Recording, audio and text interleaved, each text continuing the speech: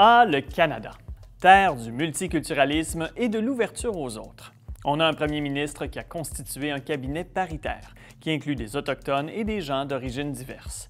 On aura dès l'an prochain le visage d'une femme noire sur nos billets de 10 $. Et on a accueilli au moins 2 fois plus de réfugiés syriens que les États-Unis, même si notre population est 10 fois moins importante. Désolé, mais c'est ici que s'arrête le pétage de bretelles national. Le racisme est bien vivant au nord du 49e parallèle. Le Canada n'a pas seulement servi de refuge pour les esclaves afro-américains qui fuyaient par l'Underground Railroad.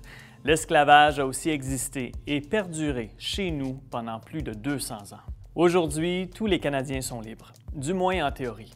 Mais plusieurs de nos concitoyens sont la cible du racisme, qu'il soit extrême ou ordinaire, ponctuel ou systémique.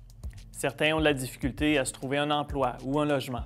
D'autres ne se retrouvent tout simplement pas dans notre paysage médiatique et culturel. Le racisme systémique s'exprime aussi dans les relations tendues entre différents corps de police et des minorités racisées. Chaque février, mois de l'histoire des Noirs, on multiplie les activités de sensibilisation, ainsi que les célébrations. Puis on dirait qu'on range tout ça pour le reste de l'année. Mais le racisme ne connaît pas de saison et ne se décline pas qu'en noir et blanc.